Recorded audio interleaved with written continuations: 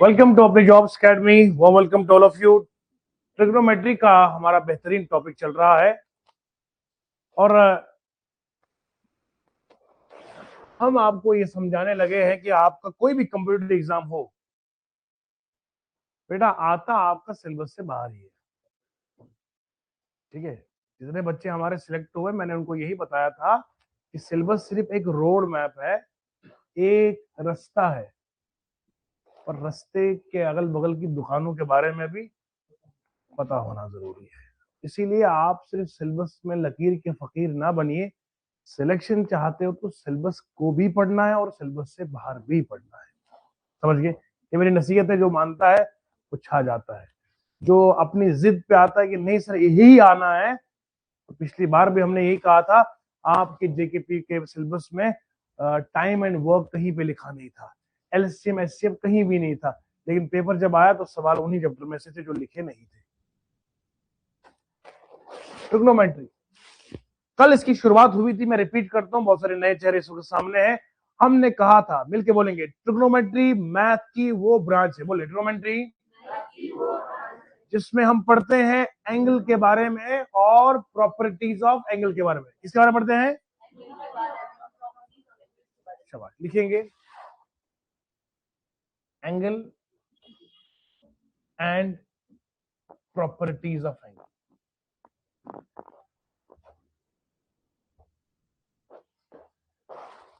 फिर हमने आपको समझाया था डिटेल से कि एंगल क्या चीज है। हमने कहा था एंगल का मतलब होता है length of arc upon radius of circle.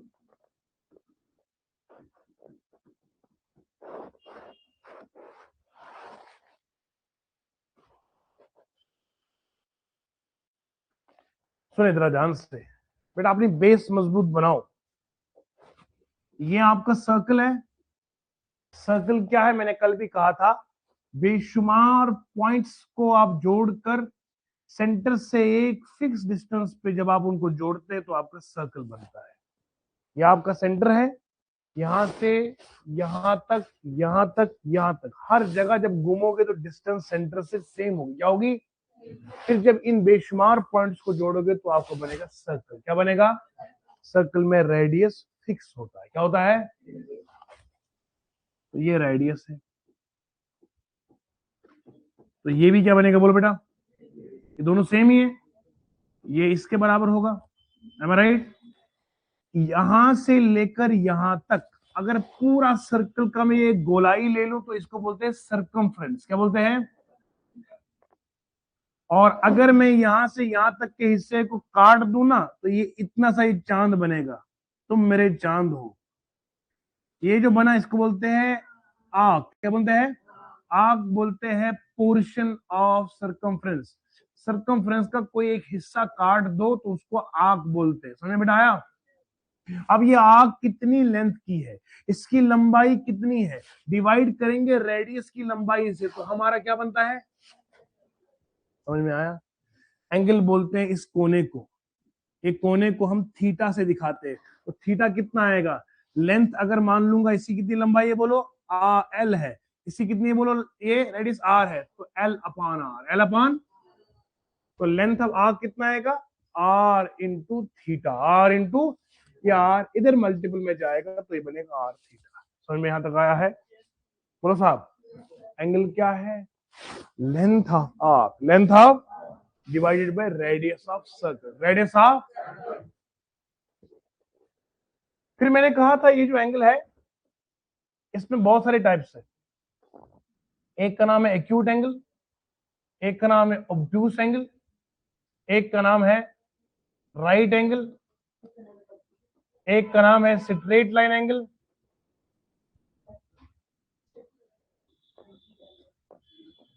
एक का नाम है कंप्लीट एंगल, एक का नाम है आपका रिफ्लेक्स एंगल,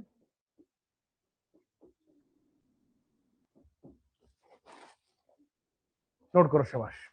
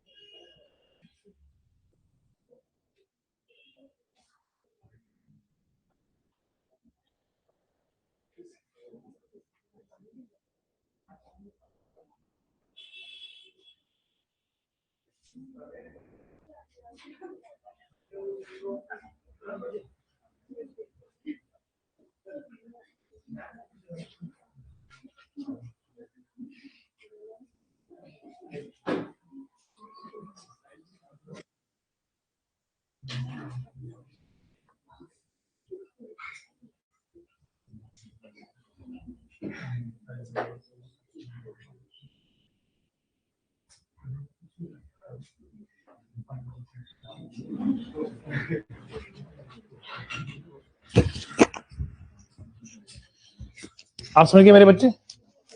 ट्रिग्नोमेट्री मैंने क्या कहा है, वो ब्रांच ऑफ मैथमेटिक्स है जिसमें हम पढ़ते हैं एंगल के बारे में और प्रॉपर्टीज ऑफ एंगल के बारे में। फिर एंगल हमने क्या कहा था, एक कॉर्नर होता है। एक्चुअल डेफिनेशन क्या है, length of arc upon radius of circle. Length of arc क्या है, एल अपॉन आर, ये बनेगा आपका थीटा। ये एंगल को शो करने के लिए ग्रीक वर्ड का इस्तेमाल किया है, थीटा का। फिर मैंने कहा था अगर एंगल आपका 90 डिग्री है, कितना है बोलो, तो ये बनेगा राइट एंगल। क्या बनेगा, और 90 से लेस देन है तो क्या बनेगा, एक्यूट। 90 से बड़ा है तो क्या बनेगा, ऑब्ट्यूस। 180 के बराबर है तो क्या बनेगा, स्ट्रेट एंगल। 360 डिग्री है तो कंप्लीट एंगल। रिफ्लेक्स एंगल क्या होता है, जो 270 से बड़ा हो, नहीं 270 से छोटा हो, मैं देख रहा था अभी याद है कि नहीं, छोटा हो, और 180 से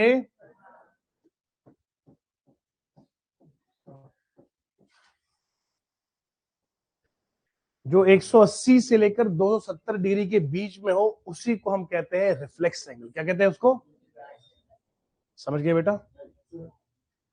ट्रिग्नोमेट्री भी समझ में आई है, एंगल भी समझ में आया है, और एंगल की प्रॉपर्टीज भी समझ में आ रही है। ये तो आपका बेसिक था। मैं चैप्टर की शुरुआत अब कर रहा हूं।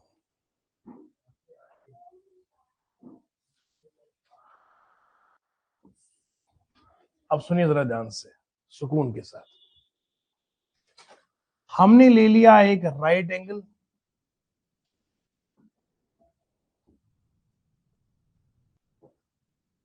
एक ले लिया right angle triangle. Right angle triangle वो होता है जिसमें कम से कम एक एंगल 90 डिग्री हो। बोलो शाबाश। हाँ, at least one angle is equal to 90 degree. याद रहेगा, कम से कम एक एंगल अगर 90 डिग्री के बराबर हो तो साहब इसको हम क्या कहते हैं,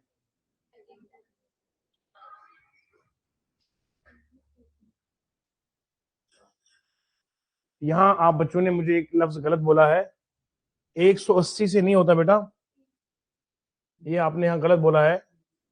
ये 270 से बड़ा होता है और 360 से छोटा होता है। आप पे भरोसा करना खुद के पांव पे कुल्हाड़ी मारने के बराबर है, है? ना, ये क्या, ये बच्चा क्या लिख रहा है यहाँ पे,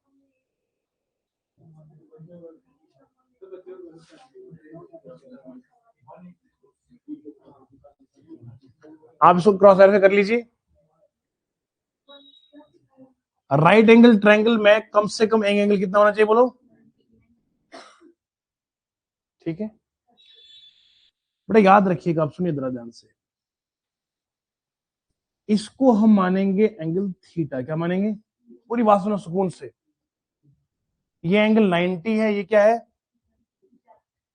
जिस साइड पे एंगल बैठेगा, बार बोला, जिस साइड पे एंगल, इस साइड को हम बोलते हैं बेस। क्या बोलते हैं, और इसके सामने जो होता है ना, ये अपोजिट में, इसको बोलते हैं परपेंडिकुलर। क्या बोलते हैं,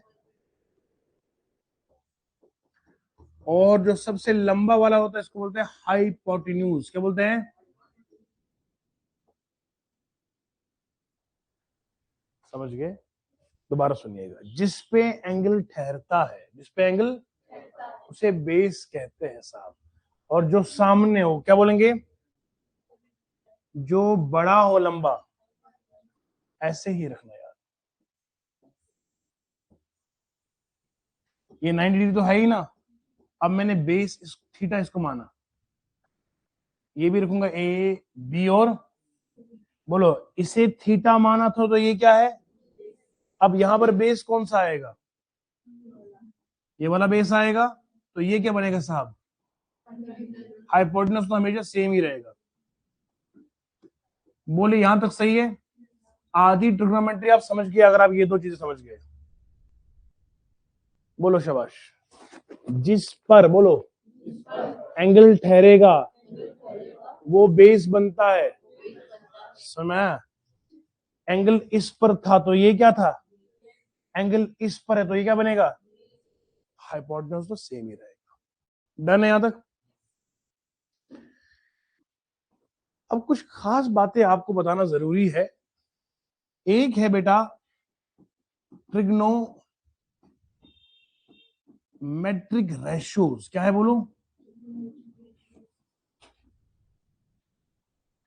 पहले समझेंगे रेशियो किस चीज का नाम है। रेशियो का नाम है, आप बोलोगे हमें रीजनिंग में वहां पर आते हैं एनोलॉजी। क्या आती है? जनरल एप्टीट्यूड टेस्ट में उसमें आपको यही दिखता है ना, वहां पे लिखता होता है fruits is too sweet dash dash dash, orange is too, ऐसे सवाल होता है ना, तो फिर आप बोलते हो ये भला क्या चीज है? ये जो इज टू है ना, यही रेशियो होता है यहाँ मैथ में। अब देखो ये टेस्ट में आपको बता रहा हूं रेशियो क्या है। रेशियो का मतलब होता है comparison of two similar quantities. जब दो सिमिलर चीजों को आप आपस में डिवाइड करोगे, कंपैरिजन का मतलब क्या है मैथ में? डिवाइड। अब मुझे बताओ 2 और 1 एक ही फैमिली के है ना, जो एक ही परिवार के होते हैं उन्हें सिमिलर कहते हैं। क्या कहते हैं साहब? तो जो एक ही परिवार के 2 डिवाइड में करेंगे 1 से, ये सिमिलर है ना, सिमिलर नंबर्स को डिवाइड करने का नाम ही रेशियो है। तो ये बनेगा 2:1। क्या बनेगा? रेशियो समझ में आ रहा है? समझ रहे आप? सिमिलर का मतलब है बराबर नहीं, बल्कि जो एक ही खानदान के हो, एक ही परिवार के हो। समझ गए? बताओ ए और बी एक ही परिवार के हैं, तो ए को डिवाइड बी से करेंगे तो ये क्या बनेगा? रेशियो। क्या बनेगा? अब ए को डिवाइड 2 से करेंगे, बोलो रेशियो है? ये रेशियो, क्योंकि ए अलग खानदान का है, 2 अलग खानदान का है। समझ गए? दोनों चीजों को एक ही फैमिली का होना जरूरी है। जब 2 को डिवाइड 3 से करोगे, 4 से करोगे, मतलब नंबर को नंबर से करो तो रेशियो बनेगा। सब समझ गए? लेटर को लेटर से डिवाइड करोगे तो रेशियो बनेगा। You got the point? अब सवाल है कि सर ये ट्रिग्नोमेट्री का रेशियो क्या है? सुनो साहब, अब जो है पूरी नींद तो नहीं आ रही है? ये आपका 90 डिग्री है, ये हमने क्या माना बोलो? ये क्या माना? ये क्या माना? एक काम करेंगे, बोलो ये भी साइड है, ये भी साइड है और ये भी साइड है, तीनों साइड है ना, एक ही फैमिली के हैं, एक ही ट्रायंगल के हैं। अरे साहब बोलो तो सही है ना? अब मैं एक काम कर दूंगा, परपेंडिकुलर को डिवाइड करूंगा हाइपोटेन्यूज से, परपेंडिकुलर को डिवाइड करूंगा बेस से, बेस को डिवाइड करूंगा हाइपोटेन्यूज से, तो क्या करा? रेशियो बनाया। क्या बनाया? अरे बोलो ना, ट्रायंगल के 3 साइड से 2 साइड को आपस में डिवाइड कर दिया। जब दो चीजें किसी एक ही फैमिली के हो तो क्या बनता है? रेशियो। क्या बनता है? समझ गए? परपेंडिकुलर को डिवाइड हाइपोटेन्यूज से किया मैथ ने कहा इसका नाम रखो आप साइन थीटा। क्या नाम रखो? आहा। परपेंडिकुलर के नीचे बेस लगाओ तो बोलो इसको नाम रखो टेन थीटा। क्या नाम रखो? बोलो बेस को हाइपोटेन्यूज के साथ रखो, इसको बोलते हो कॉस थीटा। क्या बोलो? अरे समझ में आया साहब? ये कुछ नहीं है, ये असल में क्या है? ये सिर्फ रेशियो है। क्या है?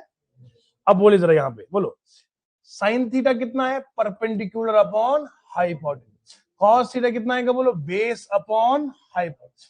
टेन थीटा कितना आएगा? बोलो शाबाश, perpendicular upon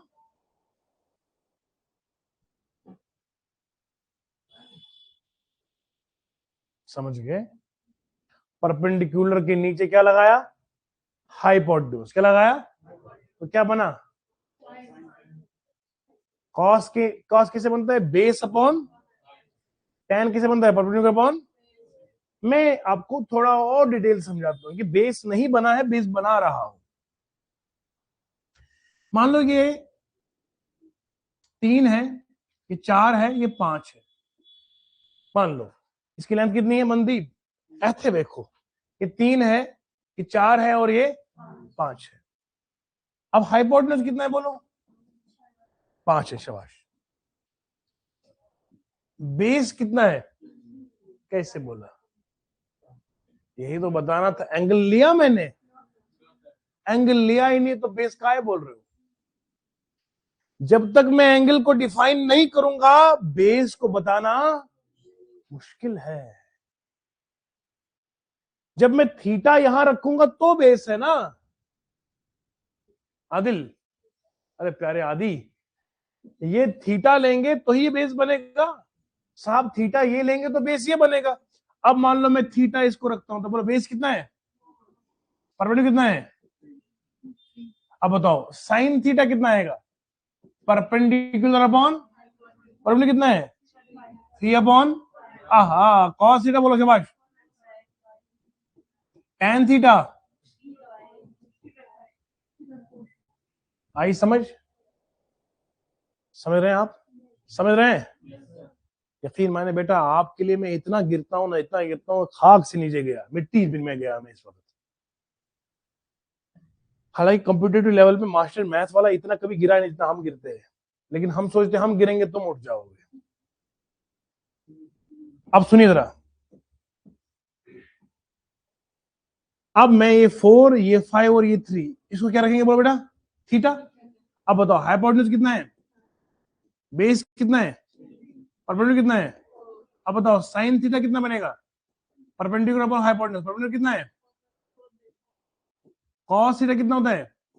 base upon base कितना है? tan थीटा कितना आएगा?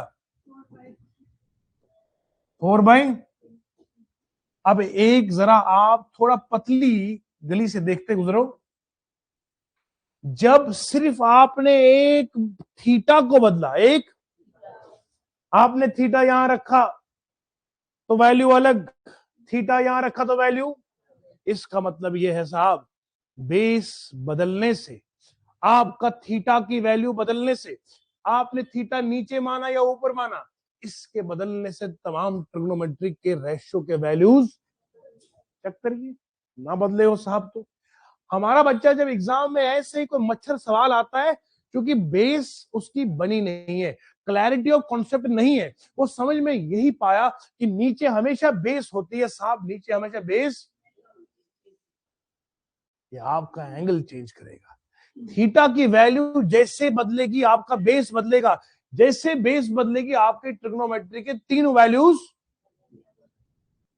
ईमानदारी से बोलो समझ में आया कि नहीं आया है? सवाल हो, सोल्यूशन होगा और सिलेक्शन भी होगी। शाबाश। चलिए नोट कर दो इसको, शाबाश। मैं आगे बढ़ता हूं।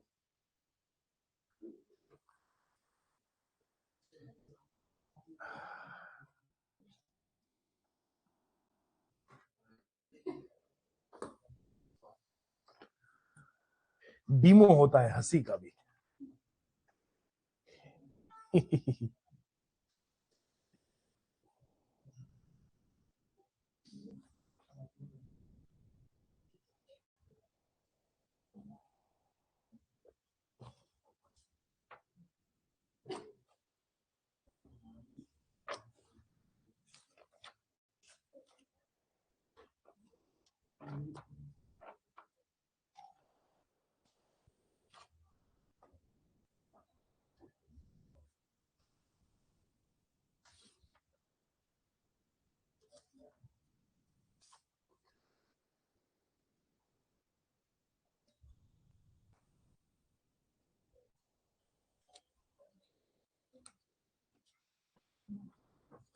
लिख दिया बेटा, जल्दी जल्दी करें।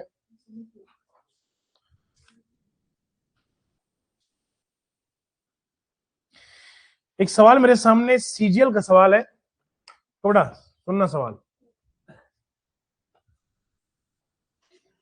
मैं आपको जो पढ़ा रहा हूं, मैं आपको प्रैक्टिकल बेस बताता हूं, जो पढ़ाते सेम छपता है 100%, पूरे कैमरे में बोलता हूं। बच्चा मुस्कुरा रहा है। सवाल दिया है एसएससी के सीजीएल का सवाल। सवाल देखना, थीटा, टी, आर और क्यू दिया है। ये दिया है 13, ये दिया है 12। ठीक है बेटा, पूछा गया बताओ कॉस थीटा की वैल्यू क्या है। अभी सुकून से रहना, पहले सुनो मुझे, बस एकदम लिखना शुरू कर देते हो। सीजीएल का सवाल पूछा गया ये वाला। हमको पता हमेशा ये राइट ट्रायंगल ही होगा। जब भी ट्रिग्नोमेट्री में दिया जाएगा तो याद रखना राइट एंगल ही है। क्या है बोलो? क्योंकि ट्रिग्नोमेट्री पूरी की पूरी डिपेंडेंट है राइट एंगल ट्रायंगल पे। किसमें? अब ये दिया है थीटा, तो ये क्या बनेगा? बोलो साहब, ये क्या बनेगा? अरे बोलो ना बेटा, हाइपोटेन्यूज। ये क्या बनेगा? उसने पूछा बताओ कॉस थीटा की वैल्यू। कॉस थीटा किसके बराबर होता है? बेस अपॉन, तो बेस कितना है साहब? बेस बेस के बराबर है। हाइपोटेन्यूज कितना है? 13। अब आपको बेस दिया, समझ गई मेरी बात? सुकून से मेरी बात सुनना, ए तूफानी मैथ हो जाएगा ये तुरंत। ये बेली डांस करेगा अभी सवाल आपके सामने।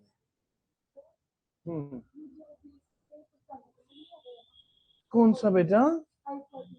ये वाला बेटा, ये हाइपोटेन्यूज हमेशा लंबा साइड होता है। अभी क्लास में आप थे, हमने कहा था जो जिस पे थीटा होता है वो हमेशा बेस होता है। अभी तक हम लैला मजनू की कहानी सुना सुना के खत्म कर दिए कि लास्ट में बोलती लैला उसकी बहन लगती है। हमने कहा था थीटा जिस पर होगा वो बेस होगा, और थीटा जिस पे होगा वो बेस होगा। अब सुनो, कॉस थीटा कितना आएगा? बेस अपॉन, ये होता ना फिजिकली क्लास में होना और है दिमागी तो होना। नजर हटी तो दुर्घटना घटी। अब सुनो, ये बेस निकालना है आपको। मालूम है पाइथागोरस एक आदमी आया था, ये हमारे मोहल्ले का था। ये पाइथागोरस शोरमदीस थे। मैं देखता था इसके बाल उजड़े उजड़े होते थे, बहुत परेशान रहता था ये, लेकिन आखिर को अच्छा कोई काम किया। जी बेटा, पढ़ा था बेटा, वो कोई और था जो पढ़ाता था। ये दीवार पे लिखा है मैथ का बाप कौन है, देखो जरा। बेटा बाप ही को पता होगा ना बच्चा मेरा है किसी और का है, तो मैं आपको सही पढ़ा रहा हूं। समझ रहे हैं? वो जो आपको पहले पढ़ाते थे वो मैथ के अब्बा तो थे ही नहीं। समझ गए? हाँ, यहाँ हमको पता है कि हमारा बच्चा यही है। तो थीटा जिस पे बैठेगा वो बेस होता है। क्या होता है? यही मास्टर की गलती है, यही उस मैम की गलती है जिसने आपको कच्चा कच्चा पढ़ाया है। यकीन मानिए, उसको रब कैसे माफ करेगा जो उस्ताद, जो मैम या सर बच्चों के साथ नाइंसाफी करेगा। यकीन मानिए। हाँ, समझ गए? ये थीटा है और ये तो बेस। अब देखो बेस निकालना है तो पाइथागोरस मैंने कहा ना अपने मोहल्ले का बंदा था। इसने कहा हाइपोटेन्यूज का स्क्वायर होता है बेस स्क्वायर प्लस। अब हाइपोटेन्यूज कितना आएगा? 13 का स्क्वायर। बेस दिया है, यस सर। परपेंडिकुलर दिया 12 का स्क्वायर। अब आपको 13 का टेबल याद है? 13 का स्क्वायर होता है 169। कितना होता है? बेस दिया है नहीं। 12 का स्क्वायर मालूम है? 144 होता है। कितना होता है? सर हम कंप्यूटर एग्जाम पास करने आए हैं, सरकारी नौकरी जाए जान इस बार बारात लेकर आऊंगा। टेबल याद नहीं है साहब। अव्वल तो ये भी अफसोस है, दिल कौन लगाता आपके साथ। पहले उसमें टेस्ट होना चाहिए मैथ पास है कि नहीं है। 169। अब करो बेस स्क्वायर कितना आएगा? 169 माइनस 144 कितना होता है साहब? बोलो जल्दी। 9 में 4 माइनस करेंगे तो 6 में 4 करेंगे, 1 में 1 करेंगे तो 20। कितना बढ़ेगा? अंडर रूट ऑफ 25 कितना आएगा बोलो? 5। कितना आया? अब बेस हमको मिला कितना है, तो कॉस थीटा कितना होता है, बराबर बेस अपॉन बेस कितना है, हाइपोटेन्यूज कितना है। आंसर आया कि नहीं आया, समझ गए, समझ गए, समझ गए। ये क्लास 8th का है, हैं? 10th में पढ़ाया था आपको। आजकल बेटा ये 5th 6th में आता है, आपके दौर में रेडियो नहीं था।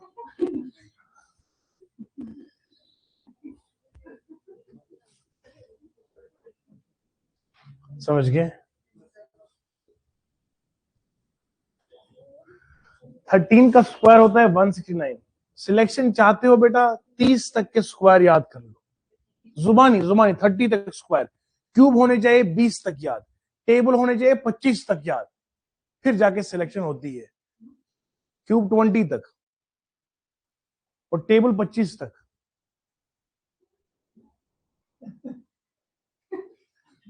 खांसी कर रहे हो बेटा, हंस रहे हो।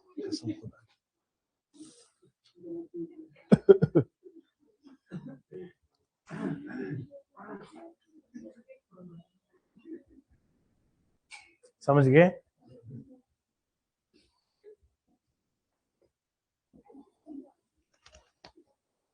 ये ट्रायंगल है, ये ट्रायंगल है बेटा। इस ट्रायंगल में ये थीटा है तो ये बेस है, ये हाइपोटेन्यूज है। हाइपोटेन्यूज हमेशा लॉन्गेस्ट साइड होता है, जिसपे बेस थीटा होगा वो बेस होगा, ये परपेंडिकुलर। तो पूछा गया था कॉस थीटा क्या होता है, वो होता है बेस अपॉन हाइपोटेन्यूज। क्योंकि मेरी जान यहाँ बेस दिया नहीं था, बेस निकालने के पाइथागोरस को बुलाना पड़ा।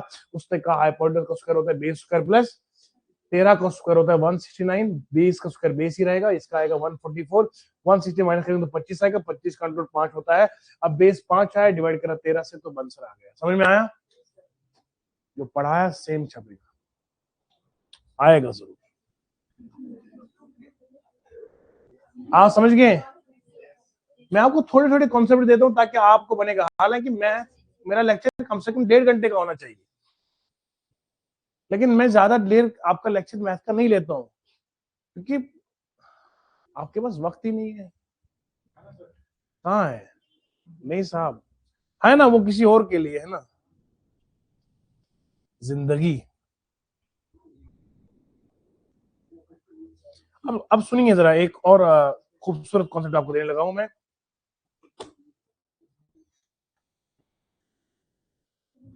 आप समझ गए बेटा ये सारी चीजें। अब इनके पढ़ेंगे रेसिप्रोकल्स। क्या पढ़ेंगे, यही मेरा आज का टॉपिक, इसी कवर करूंगा। आज इसी प्रैक्टिस करना घर पे। रेसिप्रोकल, अगर कोई साइड आपको नहीं दिया हो उसे निकालेंगे कैसे, पाइथागोरस थ्योरम से। समझ में आया। इसी ट्रायंगल में अगर साहब आपको बोला जाएगा बताओ साइन थीटा क्या आएगा, बोलो शाबाश, हेलो बोलो, साइन थीटा कितना आएगा, परपेंडिकुलर कितना है, tan थीटा कितना आएगा,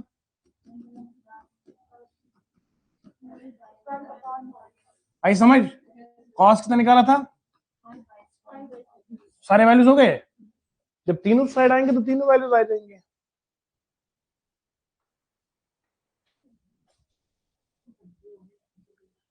और उन्होंने एक बहुत अच्छा सवाल पूछा है बेटा, सवाल मुझे देखते हुए बहुत खुशी हुई है। और ये सवाल अभी कुछ देर के बाद आएगा, यानी कि 2 लेक्चर्स के बाद वाला ये टॉपिक आएगा। अभी मैं आपके सामने ये ले लूंगा तो यहाँ फ्यूज उड़ जाएगा साहब, क्योंकि ये डायरेक्ट आप जंप कर रहे हो। देखो आपने लिखा है sine 17 is equal to X upon Y. अब बताओ साहब कितना लिखा है आपने, सेक 17 माइनस साइन 73 कितना होता है। मेरी जान यहाँ पहुंचने के लिए पहले मुझे इनको क्वाड्रेंट सिखाने पड़ेंगे। क्वाड्रेंट में सिखाना पड़ेगा साइन 90 माइनस थीटा कितना होता है। वो करने के बाद ही आपको समझ में आ जाएगा। 90 में से अगर हम 17 माइनस करेंगे तो कितना आएगा, 73 आएगा। मेरी जान ये सवाल आपके सर के सामने सिर्फ आधे सेकंड के लिए है, लेकिन इनको समझाना है, इसलिए अभी लूंगा नहीं, इसके बाद आएगा ये टॉपिक। समझ रहे, वो समझ गए, इसको जवाब मिल गया। अब इनका रेसिप्रोकल देखो बेटा, रेसिप्रोकल मतलब उल्टा है। ये तो ये सर है, ये पैर है, और बोलते हैं उसका रेसिप्रोकल। क्या बोलते हैं, समझ में आया? अब सुनिए, कॉस थीटा कितना आएगा बोलो, बेस अपॉन, जब हाइट को हाइपोटेनस को ऊपर करेंगे बेस को नीचे करेंगे, इसको बोलते हैं सेक थीटा। क्या बोलते हैं? सेक होता है कॉस का उल्टा, कॉस का, समझ गए साहब? अरे समझ गए? अच्छा जी, साइन किसके बराबर होता है बोलो, परपेंडिकुलर अपॉन हाइपोटेनस ऊपर रखो, परपेंडिकुलर नीचे रखो, इसको बोलते हैं कोसेक थीटा। क्या बोलते हैं? तो कोसेक किसका उल्टा है? अरे समझ रहे हैं? टेन थीटा होता है परपेंडिकुलर अपॉन बेस, और बेस अपॉन परपेंडिकुलर करेंगे तो साहब ये होता है कॉट थीटा। क्या होता है? कॉट थीटा किसका उल्टा बनेगा? Tan theta. समझे? समझ गए? आदि महरीन के पति,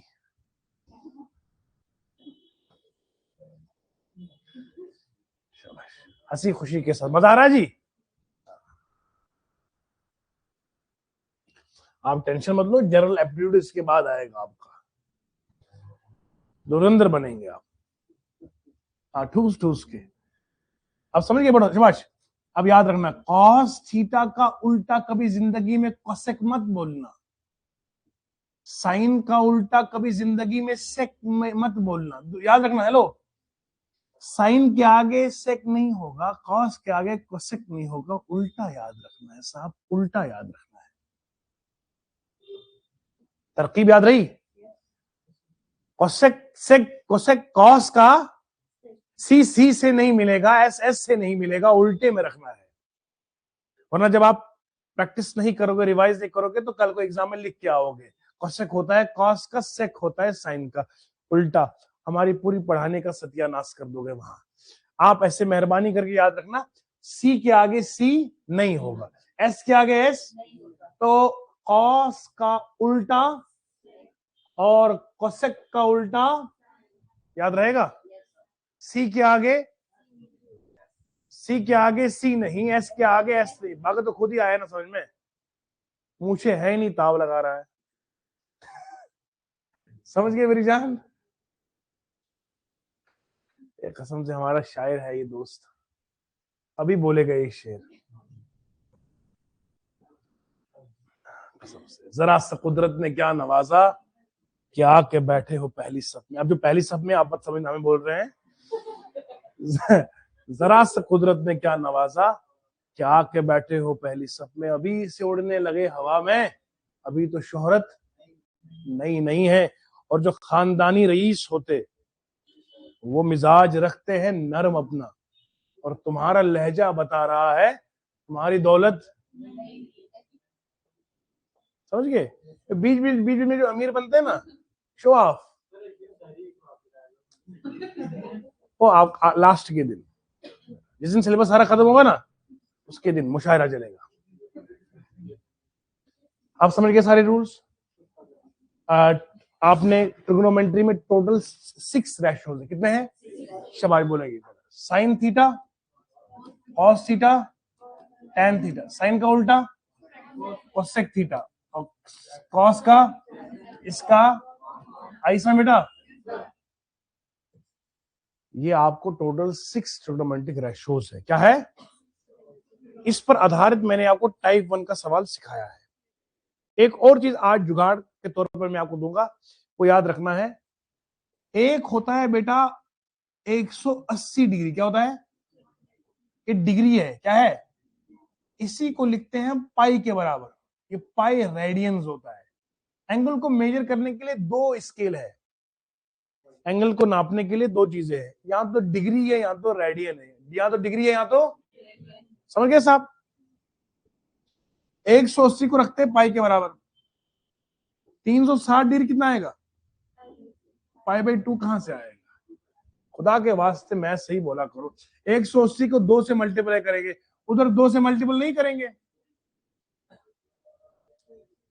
जब यहां से कान खींचेंगे, दर्द इधर हो गया ना, बैलेंस करने के लिए इधर भी खींचना पड़ेगा। तो अगर यहां 2 से मल्टीप्लाई करा है, तो यहां से भी 2 से मल्टीप्लाई करना पड़ेगा। तो 180 किसके बराबर है? 360 कितना आएगा? समझ गए साहब? तो आप मुझे बताओ 1 डिग्री किसके बराबर आएगा? पाई बटा 180 रेडियन। कितना आएगा बोलो? देखो बेटा 180 बराबर है पाई के, तो 1 डिग्री कितना आएगा बोलो? पाई बटा रेडियन आएगा। ये आई समझ? इसको नोट कर दो, ये आज का आखिरी जुमला है, कल इस पर डिटेल से बात करेंगे। ईमानदारी से बोलो, समझ में आया सबको? ट्रिग्नोमेट्री क्या है? शाबाश। It is a branch of mathematics जिसमें हम पढ़ते हैं एंगल के बारे में और प्रॉपर्टीज ऑफ एंगल। समझ गए सारी चीजें?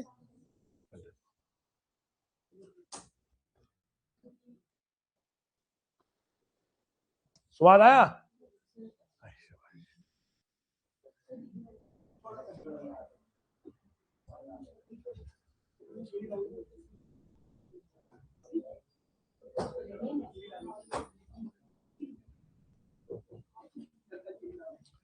जो हमारे पुराने बैच के बच्चे हैं, जो बिल्कुल नए हैं, वो जाएंगे। जो पुराने बैच के बच्चे हैं जिनको इकोनॉमिक्स पढ़नी है, वो यही इंतजार फरमाएंगे। शुक्रिया, धन्यवाद, लव यू ऑल।